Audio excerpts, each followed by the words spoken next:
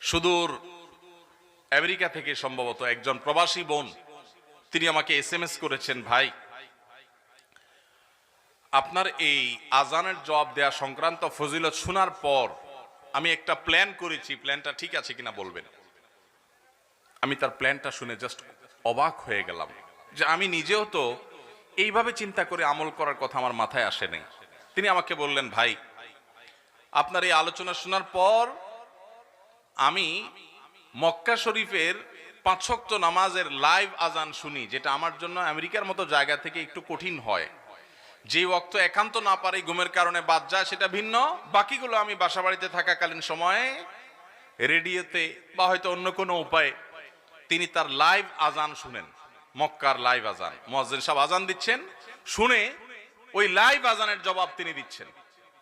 কেন? আমি বললাম এত কষ্ট করার দরকার কি? বলে যে প্রথমত এখানে আজান শোনা যায় না আমেরিকাতে, আমি যেখানে শুনি আসি এখানে মসজিদ থেকে আজানের জবাব শোনার রাস্তা নাই। দ্বিতীয়ত হলো মক্কা শরীফের মুয়াজ্জিনের আজান শুনে তো লক্ষ লক্ষ মানুষ নামাজ পড়ে, এবং তাদের আবার নামাজের সব এক রাকাতে 1 লক্ষ। মক্কা শরীফে এক রাকাতে কত সওয়াব? 1 লক্ষ গুণ। তো তাদের যেহেতু একজনের এক রাকাতে 1 লক্ষের সওয়াব হয়, আবার সংখ্যায়ও যদি লক্ষ লক্ষ মানুষ, তাহলে সেই আজানের জবাব যদি দেই, তাহলে এই যে লক্ষ লক্ষ মানুষের কোটি কোটি সওয়াব, এগুলো ওই যে মুয়াজ্জিন আজান দিয়ে পাচ্ছেন, আমি জবাব দিয়ে যদি তার মতো সওয়াব পাই, তাহলে তো আমার অ্যাকাউন্ট, আমার আমল নামা সওয়াবে পরিপূর্ণ হবে। এই জন্য হুজুর আমি কষ্ট হওয়া সত্ত্বেও সৌদি আরবের মক্কার সে আজানকে ফলো করি। আরো 12-14 বছর আগের ঘটনা। তার এই এসএমএস পাওয়ার পর আমি নিজে আপ্লুত হয়ে গেছি যে আল্লাহ, আমিও তো এইভাবে চিন্তা করি নাই যে আমলের জন্য এতটা পাগল পড়া হওয়া যায়। আমাদের বোনরা আমলের ক্ষেত্রে অনেক এগিয়ে, আমাদের পুরুষদের চাইতে বাংলাদেশেও আমি দেখেছি, সর্বকালেই অবশ্য সব সমাজেই আমাদের মা বোনরা বরাবর এগিয়ে থাকেন। আল্লাহ তাআলা আমাদের মা বোনদেরকে দ্বীনের জন্য কবুল এবং মঞ্জুর করেন। আজানের জবাব দেওয়া জানা আছে তো? মুয়াজ্জিন যা যা বলে সাথে সাথে বলতে হবে। আগে থেকে আজানের জবাব দেওয়ার এই নিয়ম কারা কারা জানেন একটু হাত তোলেন। সবাই জানেন? তাহলে তার ওয়াজ টোয়াজ দরকার নেই এলাকায়। এত জান্নাওয়ালা মানুষ থাকলে আর ওয়াজ দরকার কি?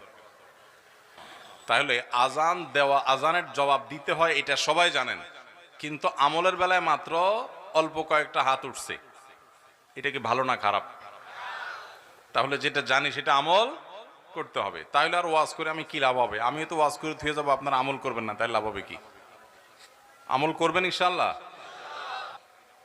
নবী করিম সাল্লাল্লাহু আলাইহি সাল্লাম বলেছেন, যে ব্যক্তি আজানের জবাব দেয় ওই ব্যক্তিকে আল্লাহ রাব্বুল আলামিন মুয়াজ্জিন আজান দিয়ে যে পরিমাণ সওয়াব পায়, আজানের জবাব দিলে আল্লাহ তাআলা তাকেও সেই পরিমাণ সওয়াব দান করবেন। মুয়াজ্জিনের সওয়াব সম্পর্কে ধারণা আছে, আইডিয়া আছে? আল্লাহু আকবার।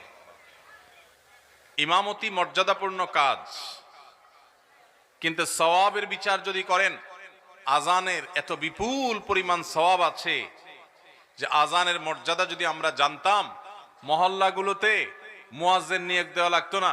এলাকাবাসী কামড়া কামড়ি করে, নিজেরা কম্পিটিশন করে তারা আজান দেওয়ার চেষ্টা করতো মসজিদে। ভাইরা আমার, মুয়াজ্জিন যখন আজান দেন, মুয়াজ্জিনের আজান শুনে যত মানুষ নামাজ পড়তে আসে, সবাই যার যার নামাজের সওয়াব তো পাবেই।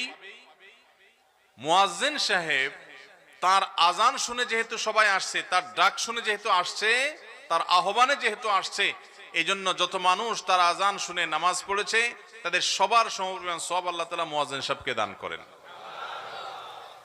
দুনিয়াতে মুয়াজ্জিন সাহেবের দাম আপনার কাছে 5000 টাকা হইতে পারে, কিয়ামতের ময়দানে মুয়াজ্জিন সাহেবদের দাম অনেক বেশি। আপনি দুনিয়ার মিলিয়নিয়ার বিলিয়নিয়ার হতে পারেন, আখিরাতের বিলিয়নিয়ার মিলিয়নিয়ার হবে এই সমস্ত মুয়াজ্জিন সাহেবরা। তো মুয়াজ্জিন সাহেবদের সওয়াবের দৌড়ে যদি তাদেরকে ধরতে চান বা তাদের পিছে থাকতে চান, তাহলে আপনাকে নিয়মিত আজানের জবাব দিতে হবে। আজানের জবাব কিভাবে দিবেন? কুলু মিসলা মা ইয়াকুলুল মুআজ্জিন।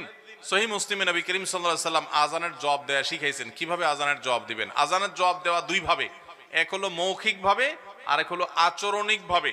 আচরণগত ভাবে কিভাবে? মুয়াজ্জিন বলেছে হাইয়া আলাস সালাহ, সালাতের দিকে আসো, আপনি সব কাজ কাম ফেলে সালাতে চলে গেলেন। এটা হলো আসল জবাব আজানের।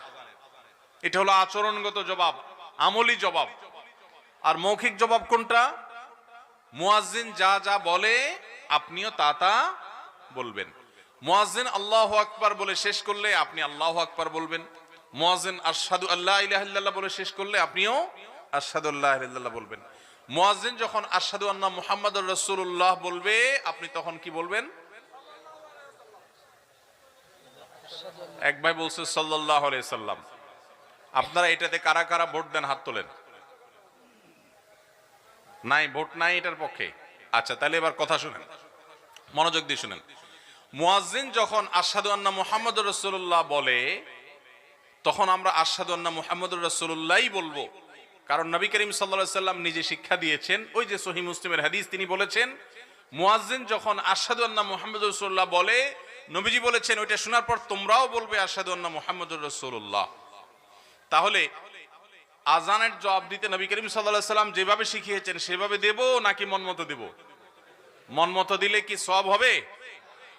এখন প্রশ্ন হলো, নবীজির নাম শুনছি তো দুরূদ পড়বো না? উত্তর হলো অবশ্যই পড়বো। সেটা হবে আজানের শেষে, সেটা হবে আজানের শেষে। তাহলে আশহাদু আন্না মুহাম্মাদুর রাসূলুল্লাহ যখন বলবো, তখন আমরা আশহাদু আন্না মুহাম্মাদুর রাসূলুল্লাহই বলবো। এদেশে আশহাদু আন্না মুহাম্মাদুর রাসূলুল্লাহ মুয়াজ্জিন যখন বলেন, নবীজি সাল্লাল্লাহু আলাইহি সাল্লামের মহব্বতে হাতে আঙ্গুলে চুমু খেয়ে চোখে লাগানো, এই সংস্কৃতি আমাদের কাছে পরিচিত। কিন্তু আজানের জবাব যে দিতে হয় সুন্নত, সেটা আমাদের কাছে পরিচিত নয়। যেটা নবীজি করতে বলেছেন সেটা আমরা জানি না, যেটা নবীজি করতে নির্দেশ করছেন বলে কোনো প্রমাণ নাই সেটা আমরা সবাই জানি। এই জন্য সঠিকটা আমাদের জানতে হবে এবং আমল করতে হবে। আজানের জবাবে হাইয়া আলাস সালাহ হাইয়া আলাল ফালাহ যখন বলবে, তখন শুধুমাত্র বলতে হবে কি? লা হাওলা ওয়ালা কুওয়াতা ইল্লা বিল্লাহ। লা হাওলা কুওয়াতা ইল্লা কেন বলতে হয়? এর রহস্য আছে। রহস্য হলো, মুয়াজ্জিন যখন বলে হাইয়া আলাস সালাহ, তোমরা সালাতের দিকে আসো, নামাজের দিকে আসো। মুয়াজ্জিন যখন বলে হাইয়া আলাল ফালাহ, তোমরা সফলতার দিকে আসো, তখন আমরা বলি লা হাওলা ওয়ালা কুওয়াতা ইল্লা বিল্লাহ, যার অর্থ হলো কোনো ভালো কাজ করার ক্ষমতা, কোনো মন্দ কাজ থেকে বেঁচে থাকার ক্ষমতা আল্লাহ তৌফিক না দিলে কারোর হয় না। এই জন্য আমি নামাজে যাওয়ার নিয়ত করলাম, ভালো কাজ যাওয়ার নিয়ত করলাম, কিন্তু সেই সাথে এই বাক্য উচ্চারণ করার মধ্য দিয়ে আল্লাহর যে একচ্ছত্র ক্ষমতা সেটা স্বীকৃতি দিলাম এবং প্রকারান্তরে আল্লাহর কাছে সাহায্য চাইলাম যে আল্লাহ তৌফিক দিলে আমি যাব নামাজে। এই জন্য হাইয়া আলাস সালাহ হাইয়া আল ফালাহ বলার সময় লা হাওলা ওয়ালা কুওয়াতা ইল্লা বিল্লাহ পড়তে হয়। এরপর আল্লাহু আকবার লা ইলাহা ইল্লাল্লাহ বলার সময় আবার যা আছে তা আল্লাহু আকবার আল্লাহু আকবার লা ইলাহা ইল্লাল্লাহ। এইভাবে আজানের জবাব দিতে হয়। আজ থেকে আজানের জবাব দেব তো ইনশাআল্লাহ। এখন প্রশ্ন হলো, এক এলাকায় এই যে অনেকগুলো আজান চলছে, আমরা কয়টার জবাব দেব? এই যে আমরা আজকে কোনটার জবাব দিলাম?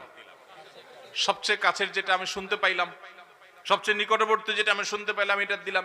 এখন এটা দিয়ে শেষ করার পর যদি আরেকটা শুরু হয়, যদি সময় থাকে, সুযোগ থাকে, ওইটারও জবাব দিলেন, আর সুযোগ না থাকলে নাই, আপনার এলাকারটা কাছেরটা আপনি জবাব দিলেন। আজ থেকে আমলটা করবেন তো ইনশাআল্লাহ? কারা কারা সত্যি করার নিয়ত করছেন হাত তোলেন। আল্লাহ আপনি সব হাতগুলোকে কবুল মঞ্জুর করেন। আল্লাহ আমারে ভাইদেরকে আমল করার তৌফিক দান করেন, মরণ পর্যন্ত আজানের জবাব দেওয়ার তৌফিক দান করেন।